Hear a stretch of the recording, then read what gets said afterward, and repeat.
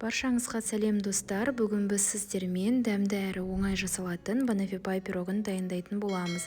Ол үшін бізге електен өткізілген ұн және де разрыхлитель, қант, сары май және жұмыртқа қажет болады. Ең алдымен тоңазытқыштан шыққан сары майды електен өткізілген ұнға аунатып, үккіштен өткізетін боламыз. Сонда бізде крошки пайда болады.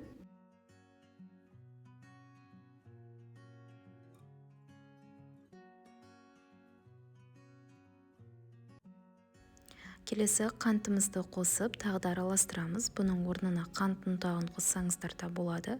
Одан кейін қамырымызды илеу үшін оған жұмыртқа қосамыз.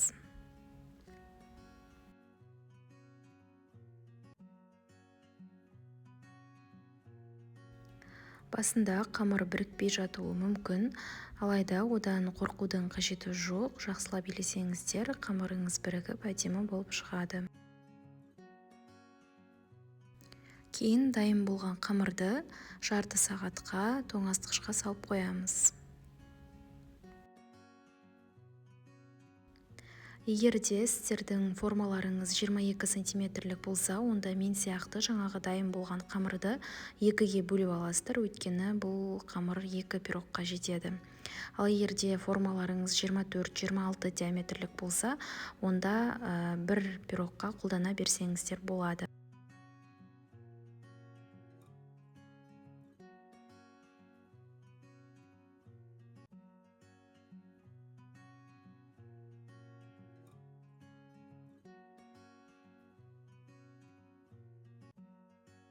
Осы орайда сіздерге лайфхак айтып өтейін. Егер де қамырыңыз жұмсақ болсын десеңіздер, осылай қамырдың үстіне пергамент қағазын төсеп, үстіне жүк ретінде күрішті салып, қызып тұрған 180 градус пеште 20-25 минут пісіріп аламыз. Қамырымыз дайын болды. Енді кремін дайындау үшін творожный сырдың үстіне қант қосып, біркелкі етіп араластырып аламыз. Одан кейін үстіне сливки құйып, миксердің жай жылдамдығынан бастап миксерлейміз.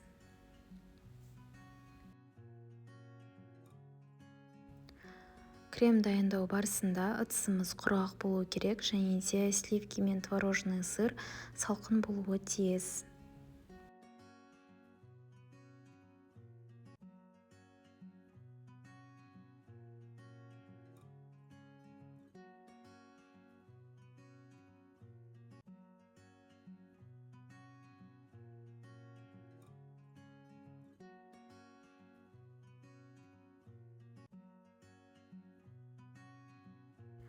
Кейін дайын болған кремді кондитерлік қапшыққа салып аламыз. Мен насадка пайдаланамын.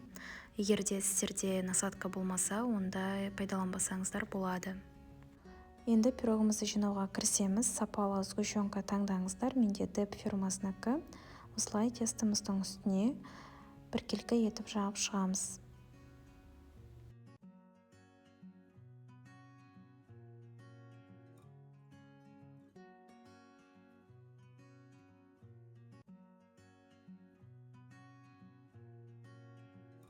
Келесі менде банан дайын тұр.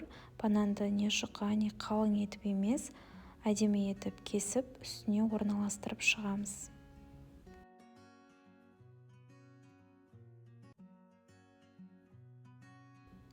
Кейін бананның үстіне кремімізді әдемі етіп орналастырып шығамыз. Болғаннан кейін әсемдік ретінде бетіне какао сепсеңіздер болады, немесе шоколадты күштен өткізіп әдемілесеңіздер болады. Бірақ мен осылай қалдыруды жөн көрдім. Сіздер өздеріңіздің фантазияларыңызға байланысты әдемілесеңіздер болады. Міне пирогымыз дайын болды.